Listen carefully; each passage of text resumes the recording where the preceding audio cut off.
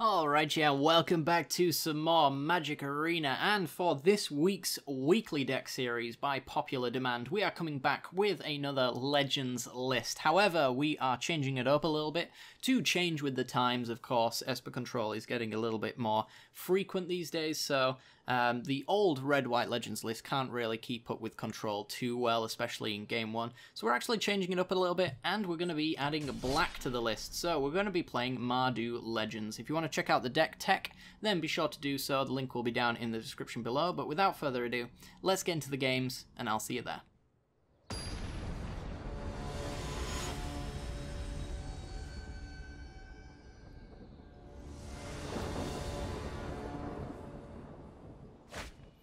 Alright then, we have a 2-lander with somewhat reasonable mana. We need a land, we get Lannery, and it's all fixed and good.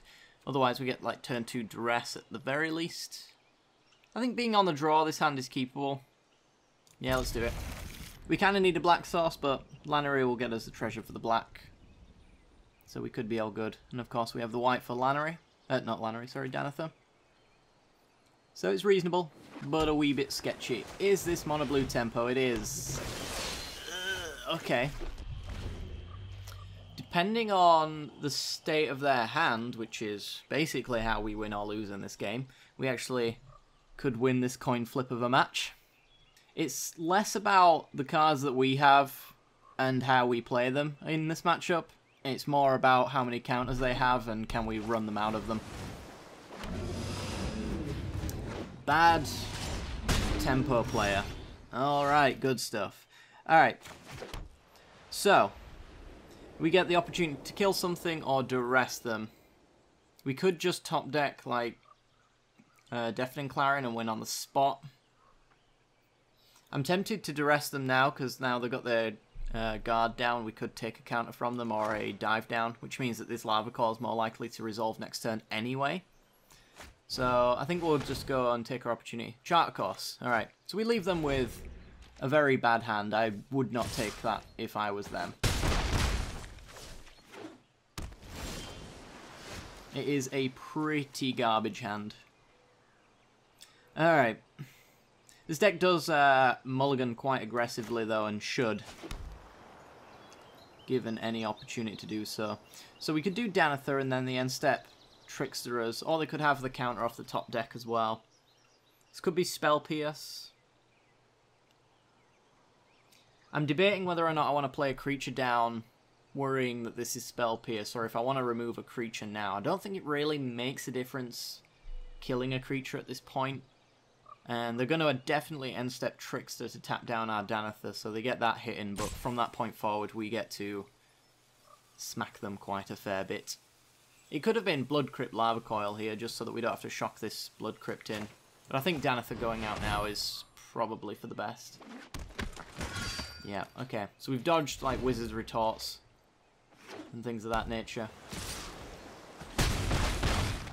Gets in 3. Okay. We could do an X1 Immolating Inferno. Tap, tap, tap. What did you draw, opponent? If it's a dive down, they get to keep one of their creatures. If it's crap, they get to keep nothing. Alright. Get a nice from our opponent. I'm not going to run my Danither into that Trickster. There's absolutely no reason to do so. We'll just wait until we can hold up and Bedevil or something like that. Or run a Squee through it. So, yeah, just play Squee. Yeah, because if they go Trickster, they remove all the effects off of Danither, so we don't even gain the 2 life. We don't first strike block. And, yeah, it taps us out naturally anyway. So there is absolutely no benefit in me attacking with Danither. Now, if I could get, like, the Black Blade, then it's a different story.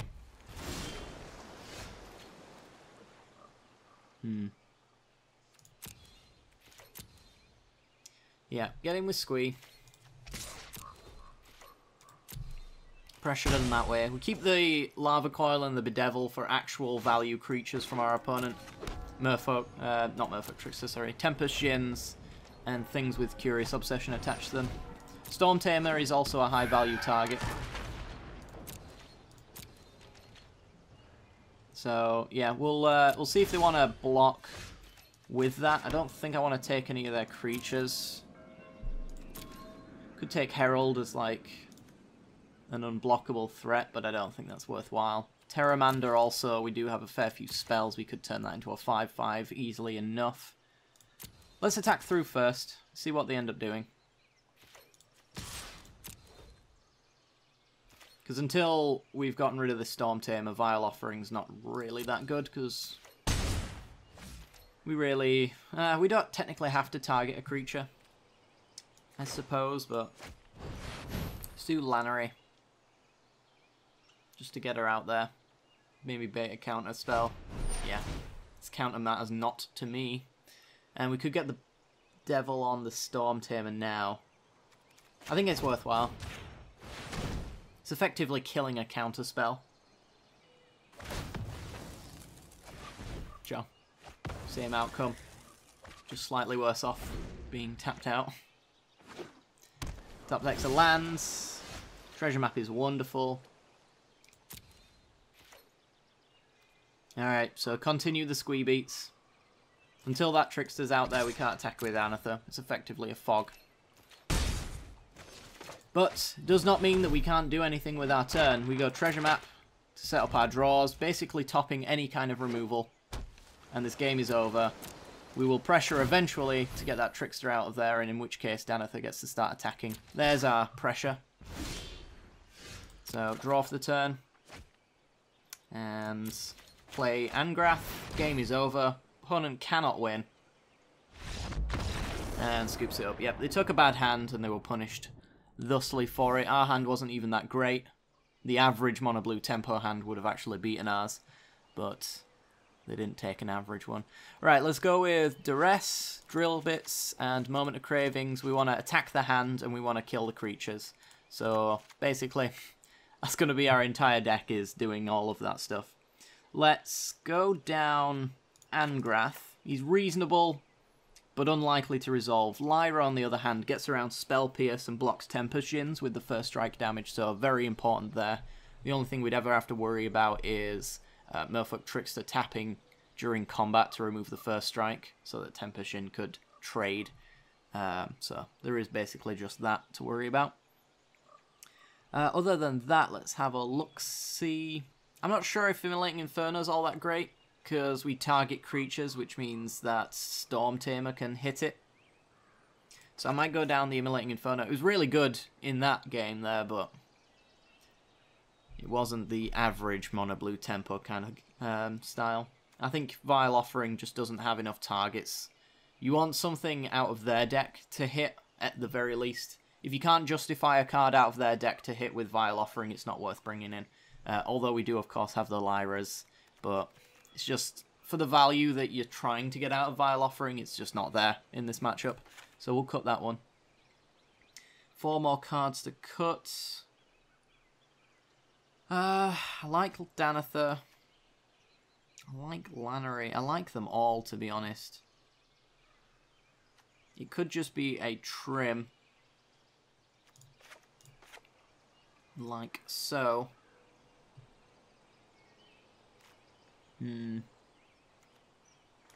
One Ruinous Blast. And 1 Drill Bit, I guess. We're running out of time. I had to make a quick decision there. Just cut a little bit of the top end, the more expensive stuff that's less likely to be cast immediately upon drawing it. Alright, we got 1 white land, so this is automatically a throwaway. If we got a land for Treasure Map, it's debatable, but I need to be able to cast my removal spells in response to them trying to Curious Obsession a creature, so mulligan that one. Suffers from the same problem, really, but 2 draws off the top and we could be okay. Just the likelihood of that happening is very low. My opponent looks to have kept their 7 again, so again, they probably have kept a bad hand, because this does not have good opening hands a lot of the time. It mulligans aggressively to find them and then draws out of them with Obsession, which is why it's the powerful deck that it is. I'm going to have to mulligan, though. This hand is exactly what I was looking for. And I do need that land as well for Bedevil. So they get to go on the play, which is the worst for us anyway. So it could be just the case that the fact that they're on the play means that they win. Because they get to drop their Obsession down with Dive Down or Spell Pierce now. So even if I could get this Moment of Craving in time, it's probably not going to work out for me. Alright, Blood Crypt tapped, and say go.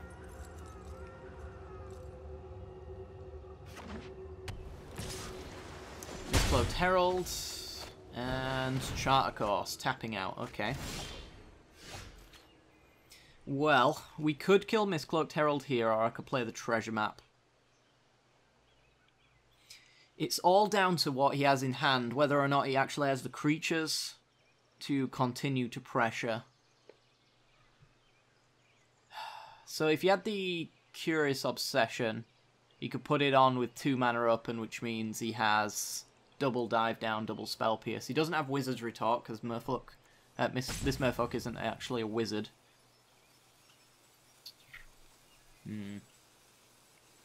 We'll end up roping my opponent a fair few times, because if you rush through these opening few turns, you'll just lose. I think it's Treasure Map. This allows me to scry and increase the pressure that's hopefully going to be a bit constant. See if they have the Obsession. Doesn't look like it. Okay. And drops the stuff down.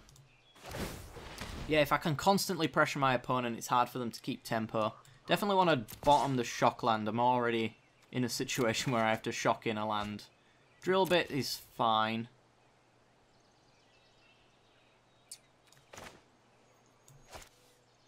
Yeah, I think I have to shock this in. And try and go for the Moment of Craving on Storm Tamer. If I let them untap, they have Wizard's Retort. Right now they only have Dive Down and Spell Pierce. Choosing to sack instead to stop us gaining the life. That's also somewhat of a legitimate play if they don't have protection in hand. I have no idea what my opponent's hand is, but... Duress. Yep, take that. Let's find out what garbage they've got. So, Duress your hand. Keep my upkeep stop for the Treasure Map. Trickster, we couldn't take that even if we wanted to. And there's Wizard Retort so they can get the cost reduction. Okay.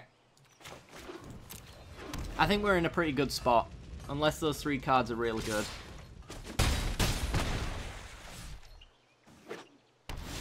Two cards, okay.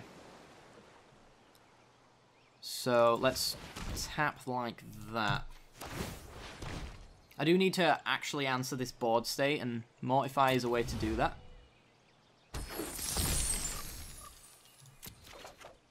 So we have the Mortify and we have the Bedevil. They have 2 cards in hand. I'm going to upkeep them and try and get like the Bedevil. They're already untapped anyway, so they can cast whatever they've got. But if I actually go for the removal on their turn before draws, forces them to use these 2 cards in order to actually defend their creatures on their turn, which ensures I'm more likely to resolve something. And we're going to go with the Bedevil over the Mortify, because the Mortify can hit Curious Obsession. So if they have Storm Tamer, I can target the Obsession rather than the creature it's attached to with Mortify, and Storm Tamer won't hit them. So we're going down to 8. I'm going to need some more Moment of Cravings and things like that. So they did have the Storm Tamer. I'm certainly not going to use my treasures to kill anything here, though, because it's card advantage that I really want. And we got more removal, which is awesome.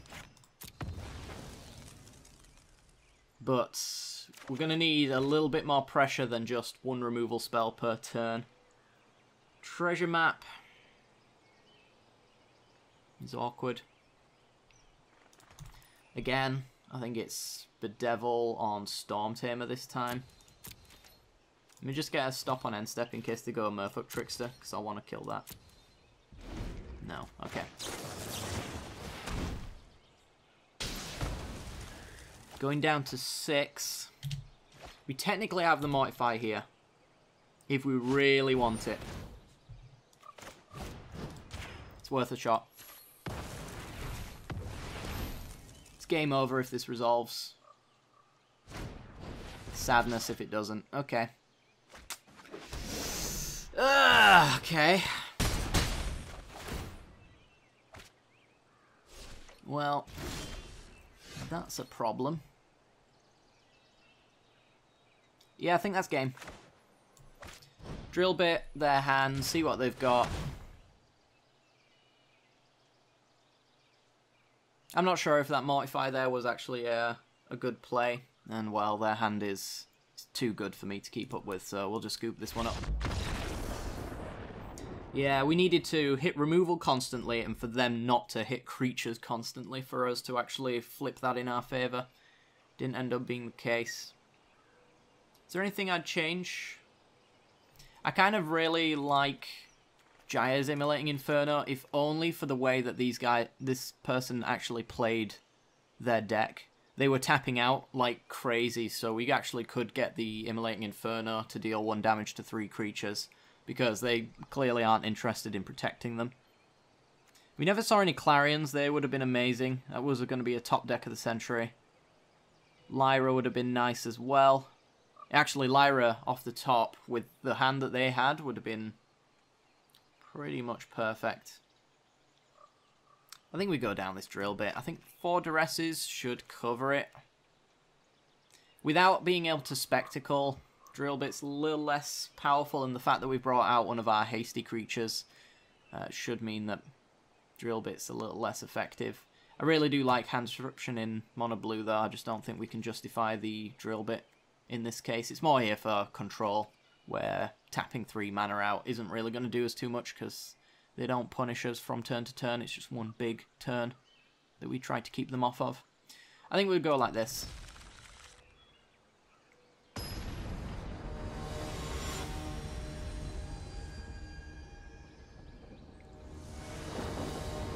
Alright, definitely want to be on the play.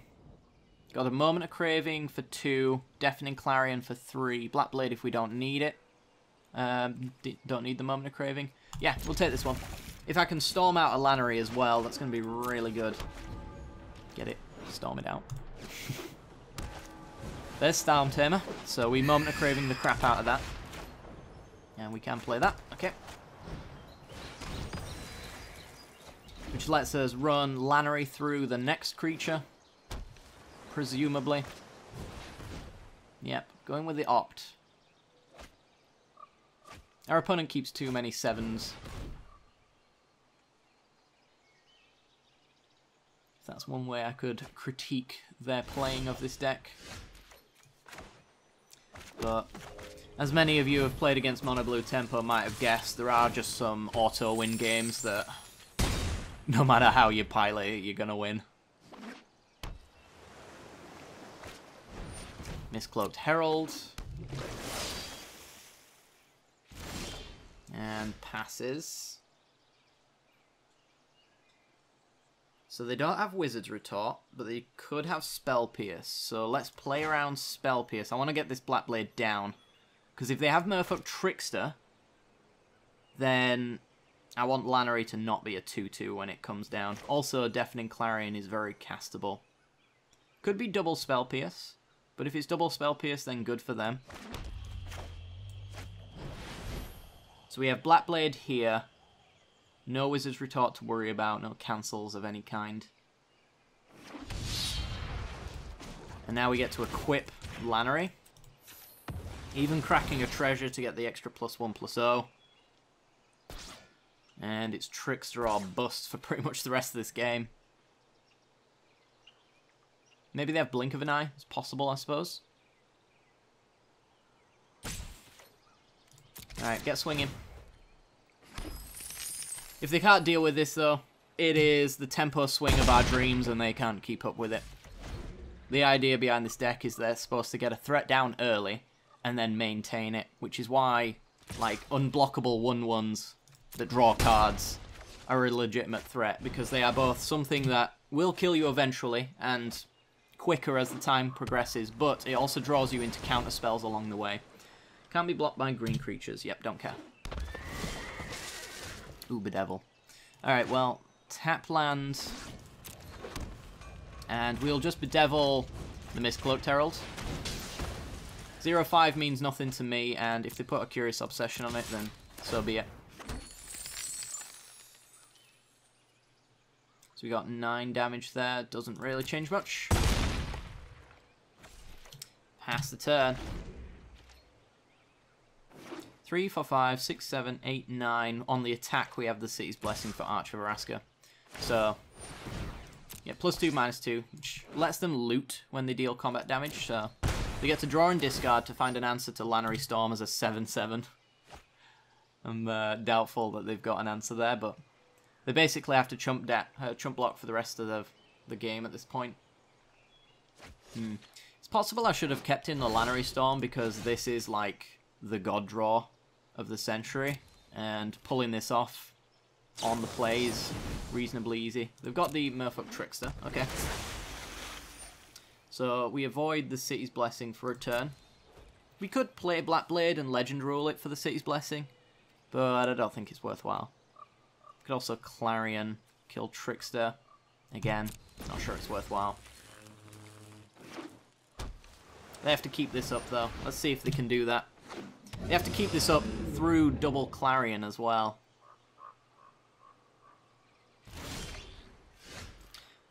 Clarion and Duress. So let's Duress them. Get them to counter. Clarion, oh my god, double counter, eh? Okay. So this thing can only become a 4/1. So 4, 5, 6, 7. Wow, it's actually exactly enough. Gotta keep that in mind. Well, that means I have to do this.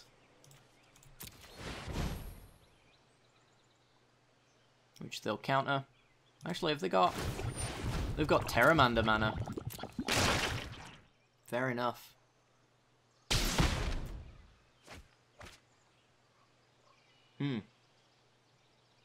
That changes things. Because I can't... Actually, no, they don't have a wizard anymore. Haha! Good stuff. I was going to say I can't get through because there's Wizard's Retort, but... No wizard for you. Wipe your board. Our Lannery stays on 1 toughness. And you did. That hand there was much better than their first and second one, I would say, but we actually, because we were on the play, we had the upper hand. I think if they were on the play with that hand, they could have actually won, because they would have had decent enough blockers for Lannery that we would never get those treasures in, and I think every single treasure that we generated during that game was crucial to our success.